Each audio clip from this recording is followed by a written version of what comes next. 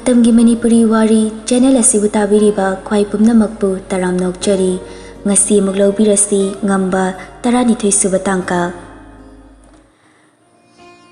Braden sanana magi kadagi thokraba matung table da changsimduna yengbada charge thinduna thanamba phone du charger dagi satoktuna lerambaduda adum chingnaba haukrabani Lok tu hangduna yengbada sanana changambagi yaifarel gi number du thoktuna lerambaduda Braden gyan takre Karigumba khara tawgadore haiba khangi nahan makai chingnaduna leirambasu ngasidi tasing bani haiba khangi Mikup amata lemna thadana machanbu mityengduna koitan tanaduna senabani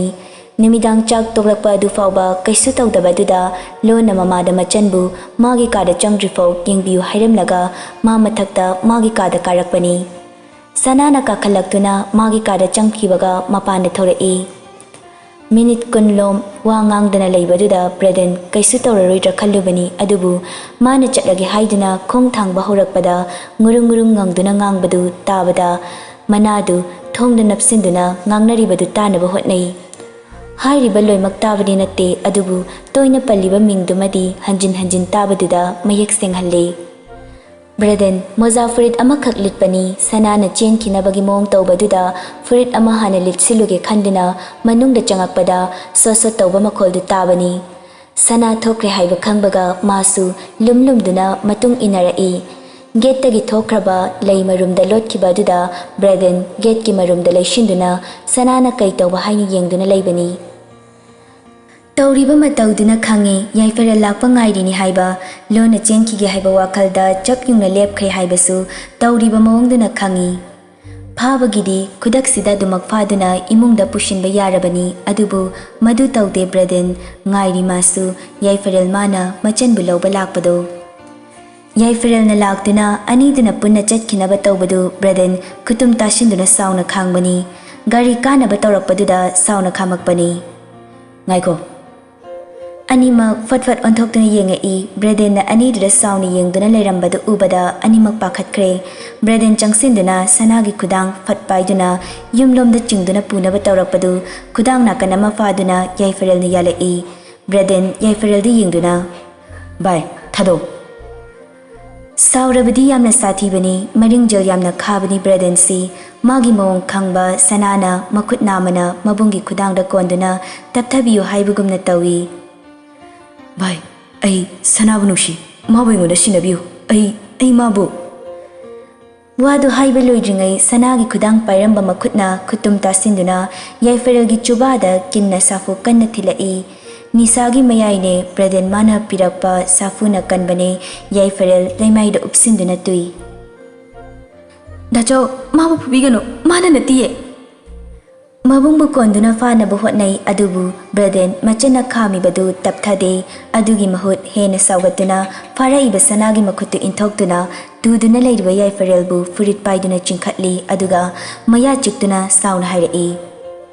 nangbu ina aige singbu marupni haina khalaga nangna de aibu asengbu marup amagumna khanba ngamdaba hojik oiriba phibam asida nangna nangi apamba khra phangnabagidama aigi ima ipa anibu lukmaida haptuna yolambadi yaroi Aini hinglingaida madumadi oithoi khango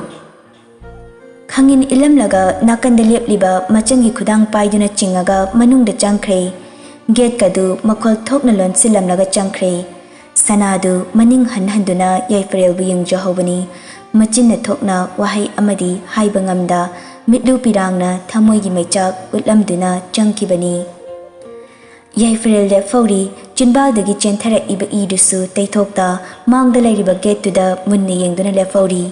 yengna mitlu anidagi marik chawba pi marik kharasu laimai thakta takhre nauna pakhalakliba iraduda mayek sengphatana uriba gate tu yenghauri Sanabu imungda puduna changai wangangde Braden pariba khudang dusu thadokte sanagi katamna puduna changai Ka yobaga haifet induna pairamba khudang du thadoi sordu chawna hondoktuna asawbudu fathanabu honai sana kapli mabungdi yengduna hairai Tacho ai bu thadokpiyo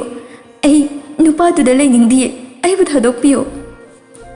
Nomata sauna ngangdana chan haina nungsiba minggaudagi hendaba Braden du ngasidi asawbagi perloi ulai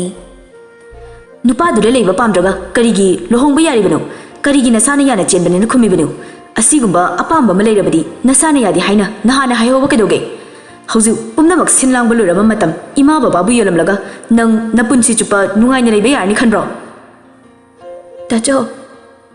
Braden Jangsinduna machengi lengjum anida makhutna paiduna Dacho gichan ngihaki khangano nang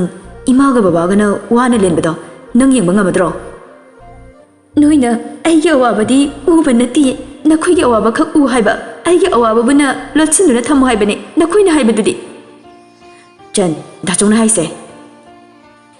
Yare aigi haifana ba khanba kana silaita I khangi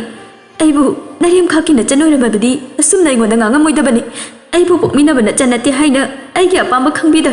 nakhoi ningba thungnaba honaba natro Pairamba Braden gi makhutu thadokre mamit anidagi khangauda pirang ihaurai machanda yengna mapita na kaple Braden makut khudom bithinduna aina nangbu karamba matamda ichanati haina khanba yaukhibage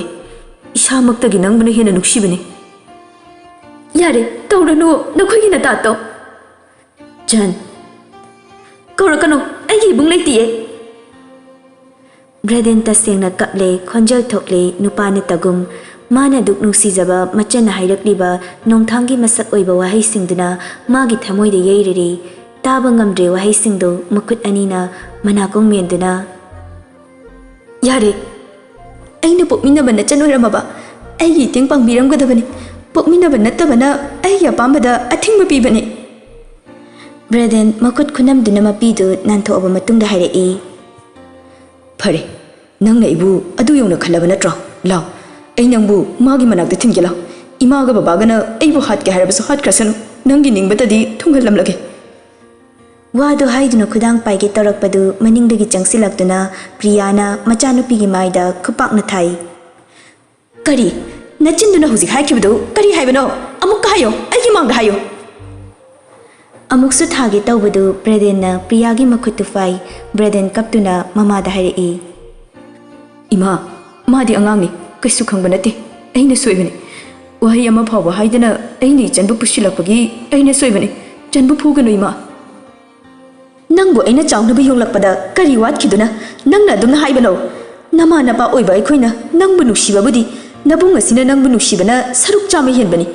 nangna mapok tarelak poklabasu asigumba nabung napunsirasu phangoi khangu Priya na pendena chairei sana makhutna mamai paiduna lei Priya chaibudu makha chatharei Nang ekhoi bi yolaga nang chatlaga haiba natro lao chatlu lao nang na haiba yade haina nabung da ngangba natro nangi phattaba lambi thingnya haibagi damak atuk kanba wahi haiba ngamaba natro lao nangi phattaba lambi do aina thingela Machagi makhut paiduna chingnaba torakpada sana marololei Mama ai soikre ai lanjare mama Priya kaptuna machabu chairei Nangbo ina pokcharabasu nabung sina nangbu mikup khudingi senaduna ngasi asi yongna nangna chawra ibani haiba khangdana nangna adugumba wahi ama nabungda haiba ngamba aina nangbu takpi tambiba yamna watkraba male Braden mamagi manakta changsilai aduga mama bu haifet konduna anikpa khonjalda Ima apopi ima mak natrabasu nachabu imana kayam nungshiba nacha ngasidi mayak singna khangi Jansu angang oibagi pangang angjarini ai kaisu khandi ima pungsu thengi tumnaba tawrase Jan nangsu patharuro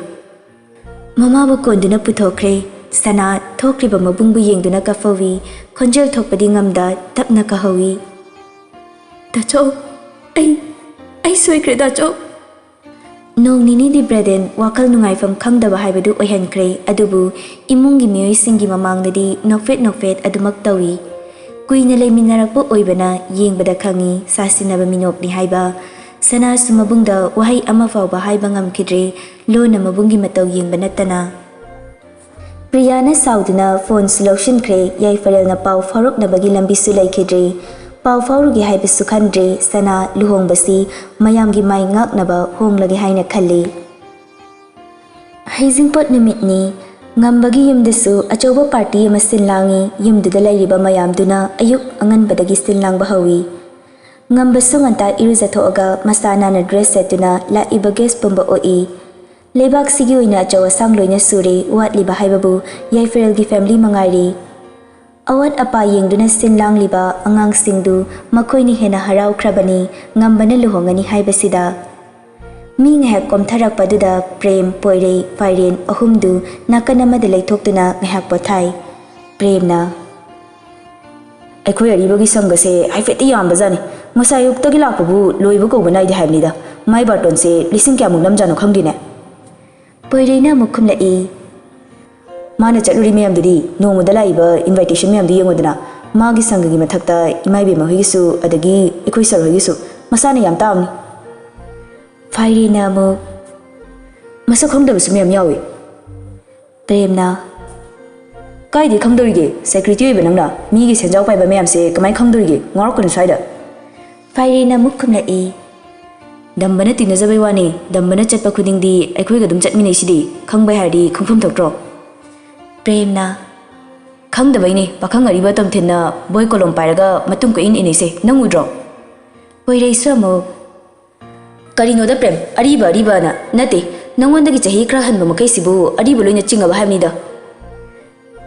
ꯆꯤꯡꯉꯦ ꯑꯩꯈꯣꯏ ꯆꯍꯤ 12 ꯁꯨꯔꯕꯅꯤ ꯍꯧꯖꯤꯛ ꯃꯇꯝꯗ ꯆꯍꯤ 12 ꯁꯤꯐꯥꯎ ꯂꯤꯔꯀꯥꯟꯁꯤꯗ 15 16 ꯁꯨꯕ ꯅꯣꯏꯗꯤ ꯑꯁ ꯌꯥꯝ ꯂꯤꯔꯦꯗ Fairena mu ꯑꯁꯤꯃꯗꯤ ꯌꯥꯅꯤꯡꯉꯤ ꯍꯧꯖꯤꯛꯀꯥꯟ ꯆꯍꯤ 13 15ꯗ ꯃꯌꯨꯝ ꯄꯥꯟꯅꯔꯕꯅꯤ ꯆꯍꯤ 19 ꯀꯥꯏꯁꯤꯗꯤ ꯃꯆꯥ ꯃꯆꯥꯗ ꯀ꯭ꯂꯥꯁ 3 4 ꯀꯥꯟꯅꯔꯕ ꯃꯇꯥꯡꯅꯤ Poirena ꯅꯣꯏ ꯑꯅꯤꯒꯤ ꯋꯥꯔꯤꯁꯦ ꯑꯩ ꯌꯥꯝ ꯍꯩꯅꯗꯦꯗ ꯅꯝꯗꯅ ꯑꯩꯁꯨ ꯂꯤꯍꯟꯗꯧꯔꯦ Prem ꯌꯥꯝ ꯅꯧꯖꯅꯤꯡꯉꯛꯀꯅꯨ ꯁ꯭ꯋꯥꯏꯗ ꯅꯃꯤꯠ ꯅꯅꯥ ꯏꯈꯨꯏ ꯈꯨꯏꯈꯩ ahumdu ansinduna kharang kanna nomnaringai laptakna kaurai Prem ꯇꯣꯝꯊꯤꯟ ꯐꯥꯏꯔꯦꯟ ꯁꯤꯗ ꯂꯥꯎ ahumdu sanaramba waridu leplaga yengai tomthina makhut khattuna kaubududa famlambadagi hogattuna lai ꯀꯩꯗꯧꯔꯒꯦ ꯇꯥ ꯇꯣꯝꯊꯤꯟ ꯗꯝꯕꯅ ꯅꯣꯏ ꯍꯨꯝ ꯑꯝꯇ ꯂꯥꯛꯑꯣꯌꯦ ꯀꯥꯏꯗꯅꯣ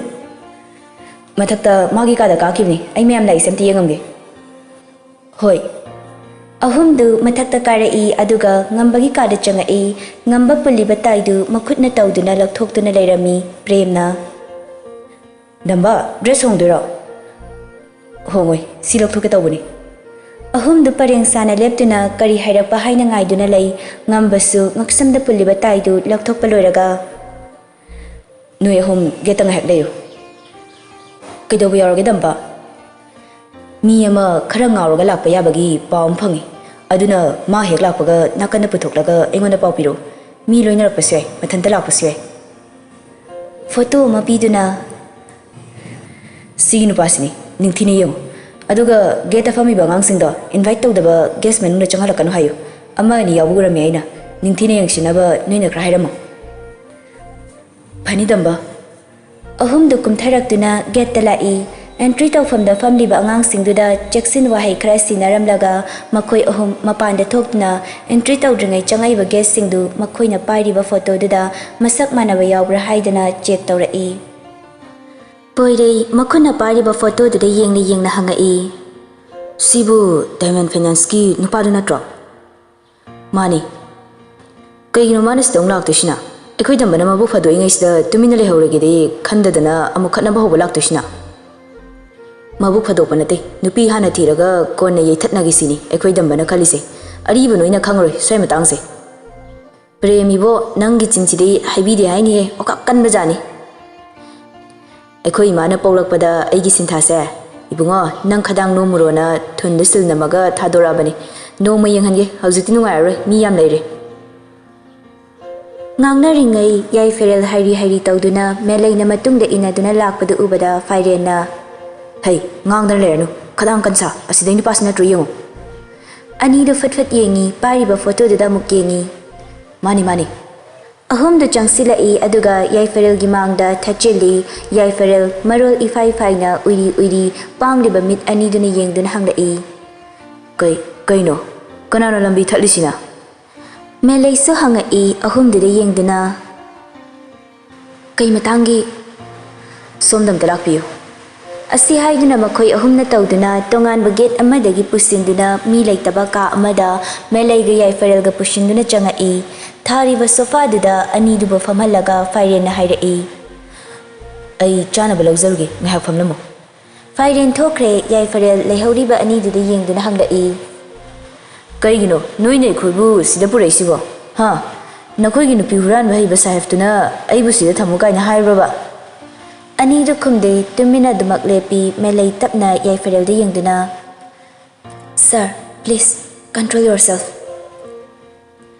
ꯑꯩꯅ ꯍꯥꯏꯁꯤꯕꯨ ꯂꯥꯜꯂꯕ꯭ꯔꯥ ꯃꯦꯂꯩ? ꯃꯥꯅ ꯅꯠꯇ꯭ꯔꯣ ꯑꯩꯅ ꯑꯩꯒꯤ ꯊꯃꯣꯏ ꯀꯥꯏꯔꯤꯕ, ꯑꯉꯥꯎꯕꯗꯧꯅ ꯂꯩꯔꯤꯁꯤꯕꯣ? ꯑꯩꯅ ꯏꯌꯨꯝꯒꯨꯝꯅ ꯈꯟꯖꯕ ꯌꯨꯝꯁꯨ ꯃꯥꯅ ꯅꯠꯇ꯭ꯔꯣ ꯑꯩꯕꯨ ꯆꯪꯕ ꯉꯝꯍꯟꯗꯕꯁꯦ? ꯑꯩꯁꯨ ꯍꯥꯏꯔꯦꯗꯅ, ꯑꯩꯅ ꯃꯉꯣꯟꯗꯒꯤ ꯂꯧꯔꯨꯕꯗꯨ ꯃꯥ ꯂꯣꯏꯅ ꯂꯧꯖꯈ꯭ꯔꯣ꯫ ꯑꯩꯒꯤ ꯅꯨꯡꯁꯤꯕꯗꯨꯊꯛ ꯑꯩꯉꯣꯟꯗ ꯁꯤꯟꯅꯕꯤꯌꯣꯅ ꯃꯥ ꯌꯥꯕ꯭ꯔꯣ? ꯑꯗꯨꯏꯇꯥꯗꯤ ꯍꯥꯏꯇꯥꯕꯅꯤ ꯅꯨꯄꯤ ꯍꯨꯔꯥꯟꯕꯅ꯫ ꯃꯥꯅ ꯂꯨꯍꯣꯡꯗꯣꯏ ꯅꯨꯄꯤꯁꯦ ꯃꯁꯥꯅ ꯌꯥꯕ ꯅꯠꯇꯦ, ꯃꯥꯅ ꯐꯥꯔꯒ ꯆꯦꯟꯕꯅꯤ꯫ ꯁꯦ, ꯑꯩꯈꯣꯏ ꯁꯅꯥꯅ ꯍꯥꯏꯗ꯭ꯔꯁꯨ ꯑꯩ ꯃꯌꯦꯛ ꯁꯦꯡꯅ ꯈꯪꯕꯖꯥꯠꯅꯤ, ꯑꯉꯥꯡꯗꯨꯗ ꯃꯥꯅ ꯀꯤꯍꯜꯂꯒ ꯅꯝꯗꯅ ꯌꯥꯍꯟꯕꯅꯤ꯫ ꯁꯥꯔ, ꯌꯥꯔꯦꯕ, ꯑꯩꯅ ꯌꯨꯝꯗ ꯑꯣꯏꯅ ꯄꯣꯊꯥꯕꯤꯌꯨ ꯍꯥꯏꯖꯕꯅꯤ꯫ ꯁꯥꯔꯅ ꯍꯦꯛ ꯌꯥꯗꯗꯅ ꯁꯤꯗ ꯑꯣꯏꯅ ꯄꯨꯔꯛꯑꯦ꯫ ꯌꯨꯝꯗ ꯍꯜꯂꯁꯤ ꯁꯥꯔ꯫ ꯀꯃꯥꯏꯅ ꯍꯟꯗꯣꯏꯅꯣ ꯃꯦꯂꯩ? ꯑꯩ ꯉꯝꯕ ꯎꯅꯗ꯭ꯔꯤꯐꯥꯎ ꯍꯜꯂꯣꯏ꯫ ꯑꯩ ꯉꯁꯤ ꯃꯥꯒ ꯋꯥꯔꯤ ꯁꯥꯟꯅꯗꯣꯏꯅꯤ, ꯃꯥꯒ ꯋꯥꯔꯤ ꯁꯥꯟꯅꯕꯅꯤ ꯑꯩꯅ ꯂꯥꯛꯏꯕꯁꯦ꯫ ꯉꯥꯡꯅꯔꯤꯉꯩ ꯇꯟꯖꯥꯗ ꯉꯝꯕ ꯃꯅꯨꯡꯗ ꯆꯪꯉꯛꯏ꯫ ꯂꯩꯔꯤꯕ ꯄ꯭ꯔꯦꯝꯒ ꯄꯣꯏꯔꯩꯒꯕꯨ ꯊꯣꯛꯈ꯭ꯔꯣ ꯍꯥꯏꯕꯒꯤ ꯏꯪꯒꯤꯠ ꯇꯧꯗꯨꯅ ꯃꯄꯥꯟꯗ ꯊꯣꯛꯈ꯭ꯔꯕ ꯃꯇꯨꯡ ꯌꯥꯏꯐꯔꯦꯜꯒ ꯃꯥꯌꯣꯛꯅꯅ ꯊꯥꯔꯤꯕ ꯁꯣꯐꯥꯗꯨꯗ ꯐꯝꯊꯗꯨꯅ ꯃꯨꯟꯅ ꯌꯦꯡꯉꯛꯏ ꯌꯥꯏꯐꯔꯦꯜꯗ꯫